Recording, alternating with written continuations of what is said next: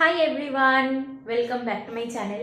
আর আজকে আমার অবস্থাটা একটু কাহিল রয়েছে। আজকে ভিডিওটা একটু অন্যরকম হবে, কারণ আমি আজকে ভেবেছি যে একটা রেসিপি ব্লগ শেয়ার করব। আর তাই জন্য আজকে আমি কিচেন থেকে আমার ভিডিওটা স্টার্ট করলাম। যদিও বেশিরভাগ দিনেই আমার ভিডিওটা এখান থেকেই শুরু হয়, কিচেন থেকে। আমি চা করা থেকে শুরু করি। তো আজকে একটু আলাদাভাবে আমি করছি। আজকে ডেলি ব্লগ আমি কোনো শেয়ার করব না, আজকে রেসিপি একটা শেয়ার করব তোমাদের সাথে। টাইটেল আর থাম্বনেল দেখে নিশ্চয়ই বুঝেই গেছে যে কি রেসিপি শেয়ার করব। তো আজকে আমি শেয়ার করবো একটা ওই পনির ভুর্জি রেসিপি, যেটা আমি দেখেছিলাম ভারতী সিং এর ব্লগ থেকে। তো আমার খুবই ভালো লেগেছিল ওটা দেখে। এর আগে আমি একবার ওটা বানিয়েওছি, ট্রাইও করেছি। বাট আজকে যেহেতু আমি এখন ব্লগ শেয়ার করি, তাই ভাবলাম যে আমি একটা ব্লগের মধ্যেই দেখিয়ে দিই তোমাদেরও। আর এর জন্য যে জিনিসগুলো লাগবে ওগুলো আমি সব কাটাকুটি করে রেখেছি অলরেডি, তোমাদের দেখিয়ে দিই। এই যে এখানে লাগবে আমাদের পেঁয়াজ একদম কুচি কুচি করে কাটা, এখানে লঙ্কা কুচি, এটা হচ্ছে আদাটা আমি গ্রেট করে রেখেছি, এটা হচ্ছে রসুন কুচি, এটা হচ্ছে ধনে পাতা, আর এটা টমেটো কুচি। আর পনির যেটা আমি ইউজ করব সেটা হচ্ছে এইটা, আমুলের এই পনিরটা। এইটা যবে থেকে আমরা খাওয়া স্টার্ট করেছি তবে থেকে আমরা এই পনিরটার মানে এই ব্র্যান্ডের পনিরটার ফ্যান হয়ে গেছি। আমাদের আর লোকাল পনির বলো বা অন্য কোনো ব্র্যান্ডের পনির বলো আমাদের একদম ভালো লাগে না। এইটার যে টেস্ট আছে ওটা অসাধারণ লাগে। আর যতবার মানে যবে থেকে আমরা এই ব্র্যান্ডটাকে খাওয়া স্টার্ট করেছি, আমরা জাস্ট ওই নর্মাল আলু দিয়া নিরামিষ মতন তরকারি খেয়েছি, মাই করেছে। বাট আমি ভাবলাম যে এবারে আমি একটু ইয়ে করি, ভুর্জি করি। তো এটা লাগবে, আর এটাকে হচ্ছে কি তোমার ম্যাশ করতে হবে। তো এখন এটা আমি করছি না, একটু বাদেই করবো। আর একটা ইনগ্রেডিয়েন্ট লাগবে, সেটা হচ্ছে এই যে দই। তো বেসিক্যালি আমি যে রেসিপিটা দেখেছিলাম ওখানে ক্রিম ইউজ করেছিল, বাট আমি ক্রিমটা ইউজ করছি না, ওটা অ্যাভয়েড করছি। তাই আমি ভেবেছি একটু হালকা করে টক দই দেবো। যেহেতু আমাদের টমেটো যাচ্ছে অলরেডি, তাই দইটা আমি খুব বেশি অ্যাড করবো না, তার কারণ খট্টা পান্টা মানে টক ভাবটা অনেকটা বেশি হয়ে যাবে। তাই আমি বুঝেই অল্প করে ইউজ করব। আর এখানে কি কি অ্যামাউন্টে আমি ইউজ করেছি সেটা আমি না মানে ওরমভাবে আমি ক্যালকুলেট করে বলতে পারবো না। আমি দুটো মিডিয়াম সাইজের পেঁয়াজ দিয়েছি, 4-5টা লঙ্কা দিয়েছি, ওটা তোমরা বুঝে দিও নিজেদের মতন করে। টমেটো দিয়েছিলাম দুটো ছোট সাইজের। রসুনটা আমি এখানে ইউজ করেছি আই গেস 8-9 কোয়া মতন। আর আদাটা একদম এইটুখানি মতন ছিল, ওটাকেই দিয়েছি। আমার রসুনের তুলনায় আদাটা একটু কমই পছন্দ হয় রান্নায়, তাই জন্য একটু কমই দিই আমি। আর এইদিকে আমি এইটা হচ্ছে কি কাটবো, এটা স্যালাডের জন্য আলাদা করে সাইড করে রেখেছি। টমেটোটা আর কাঁচাটা দেবো না, শুধু শসা আর পেঁয়াজ দিয়েই স্যালাডটা হবে।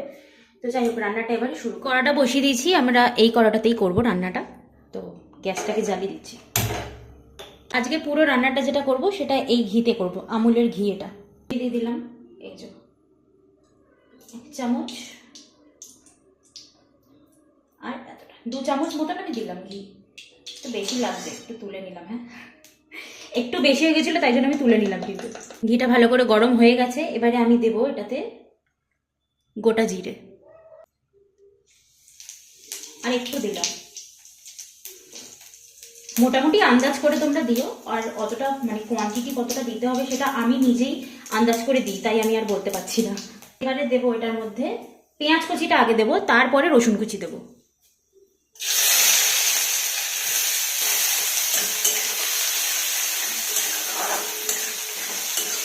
আচ্ছা, এটা ভাজা ভাজা কিন্তু বেশি করব না আগে। তার আগে আমি এখানে এই যে রসুন কুচি আর আদা যেটা গ্রেট করে রেখেছিলাম ওটাকে আগে দিয়ে দেবো একসাথে, তারপরে ভাজা ভাজা হবে।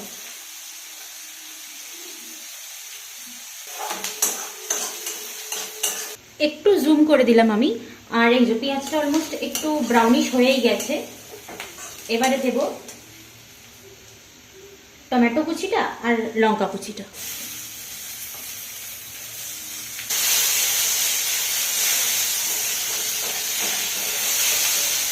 টমেটোটা যাতে একটু তাড়াতাড়ি গলে যায়, তাই এর ওপরে মানে এর মধ্যে আমি এবারে দিয়ে দেবো নুন, আমাদের টেস্ট বাট অনুযায়ী দিলাম।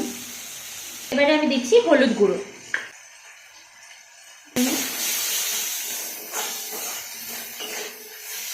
এই যে এটা হচ্ছে কাশ্মীরি রেড চিলি পাউডার, এটা কিন্তু গুঁড়ো লঙ্কা নয়। আমরা লাল গুঁড়ো লঙ্কাটা খাই না, আমরা ওই জন্য কাঁচা লঙ্কাটা একটু বেশি দিয়েছি। তো এটা আমরা জাস্ট অ্যাড করবো কালারের জন্য। আচ্ছা, এরপরে ভেতরে যাবে মশলা, যেমন এটা হচ্ছে ধনে গুঁড়ো, এতটা দিলাম। আমি সবকিছু আন্দাজ করে দিচ্ছি, তাই জন্য কোয়ান্টিটিটা এক্স্যাক্টলি বলতে পারছি না, তোমরা নিজের মতন বুঝেই দিও। কিন্তু এই গোটা আমরা দিয়েছি, তাই জন্য জিরেটা একদম অল্প দিচ্ছি, গুঁড়োটা। একটু জল অ্যাড করছি বিকজ কড়াটা একটু লেগে লেগে যাচ্ছে তার জন্য, আদারওয়াইজ বেশি জল এখন দেওয়ার দরকার নেই। এই ছিপিটাতে করে এই এতটা দেখতে পাচ্ছ, এই কোয়ান্টিটিতে একটুখানি জল দেবো আমি, বাস, আর নয়। এটাকে ভালো করে কষাতে হবে যতক্ষণ না ঘি ছাড়ছে আর সব মশলার কাঁচা গন্ধগুলো যাচ্ছে।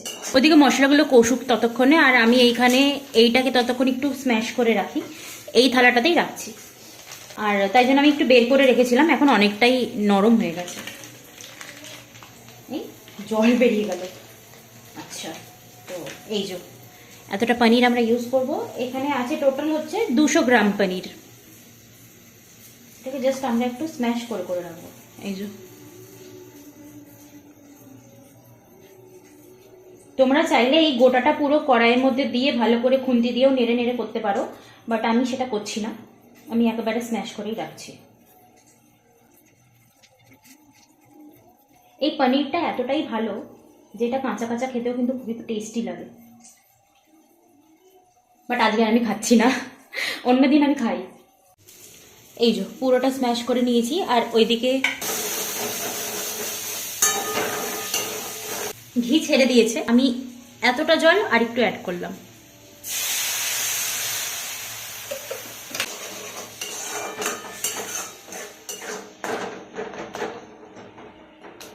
এবারে এর মধ্যে এই গ্রেট করে রাখা পনিরগুলোকে অ্যাড করে দিচ্ছি। এবার এটাকে ভালো করে মেশাতে হবে।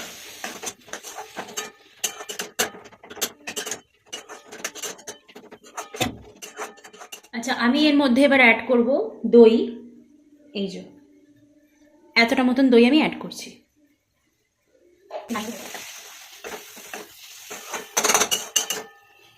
এবার এগুলোকে মিশিয়ে নেব ভালো করে। আচ্ছা, ঝাল টক সবগুলোকে একটু ব্যালেন্স করার জন্য আমি এতটা মতন একটু চিনি দিচ্ছি। এতটা দিলাম না, ঠিক আছে, এটা একটু বেশি লাগলো তাই অল্প করেই দিলাম।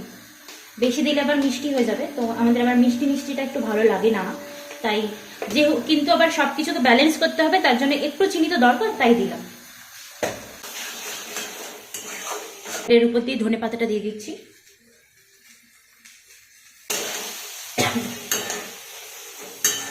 এটা হয়ে গেছে। এবারে এটার মধ্যে দেবো এই যে শাহি গরম মশলা। গরম মশলাটা দিয়ে আর বেশিক্ষণ কিন্তু গ্যাসটা জেলে রাখবো না, এবারে বন্ধ করে দেবো। আমাদের ভারতী সিং স্টাইলের পনির ভুর্জি কিন্তু একদম রেডি।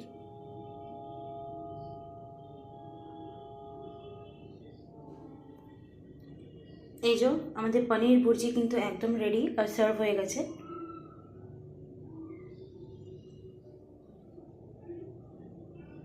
দেখে কেমন লাগছে অবশ্যই জানিও। এটাকে আমি এখন টেস্ট করে বলবো তোমাদের। আমাদের রান্না কিন্তু একদম কমপ্লিট, তোমরা দেখেই নিলে। আর এই রান্নাটা আমি তো বললাম যে আমি দেখেছিলাম ভারতী সিং এর একটা ব্লগে, তাও 1 বছর আগে। আমার একটু ধরন কিন্তু আলাদা ছিল, ওখানে ফ্রেশ ক্রিম ইউজ করা হয়েছিল, হিং ইউজ করা হয়েছিল ফোড়নে দেওয়ার সময়, তো আমি ওগুলো কিছু ইউজ করিনি। লাস্টে আমি দেখেছিলাম যে জুলিয়ান করে কাটা আদা কিন্তু ইউজ করা হয় গার্নিশিংয়ের সময়, তো আমি কিন্তু সেটা ইউজ করিনি। ভারতী সিং কিন্তু ওনার ব্লগে বলেছিলেন যে এই রেসিপিটা মেনলি অমৃতসরি পনিরের রেসিপি। এই যে আমার হাতে এসে গেছে।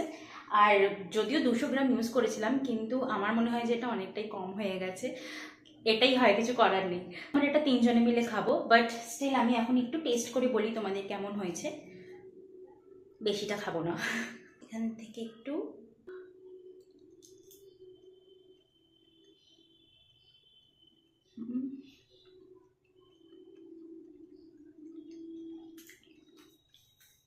এখন ওটা রেখে দিই পাশে। তার কারণ হলো আমার হাতে যদি ওটা থাকে তাহলে আমি এখন খেতে থাকবো। বিশ্বাস করো খুব টেস্টি হয়েছে খেতে। নুনটা একদম ঠিকই আছে, আমি আর পরে অ্যাড করলাম না, কিন্তু একদম পারফেক্ট হয়েছে নুনটা। মানে ঝাল মিষ্টি একদম হয়নি, তেমন ঝালটা ইভেন হয়নি। আমি ভাবছিলাম ঝাল হয়ে যাবে হয়তো, কারণ আমার মা আর দিদি ঝাল খেতে চায় না একদম, তো ওদের পাল্লায় পরে আমার আবার ঝালটা খাওয়া হয় না, আর আমি আবার স্পাইসি খেতে খুব পছন্দ করি। এর ভেতরে তোমরা চাইলে একটু গোলমরিচ গুঁড়ো ইউজ করতে পারো, বাট আমি সেটা করলাম না আজকে। আমি ভেবেছিলাম বেশি হয়তো স্পাইসি হয়ে যাবে, বাট ঠিকঠাক আছে, খুব বেশি হয়নি। তো আজকে ভিডিওটা কেমন লাগলো একটু অন্যরকম করার চেষ্টা করলাম। তোমাদের যদি ভালো লাগে এরকম ভিডিও দেখতে তাহলে অবশ্যই কমেন্ট করে জানিও। আমি চেষ্টা করব আগামী দিনগুলোতে আরও কিছু নতুন নতুন রান্নার ভিডিও আনার।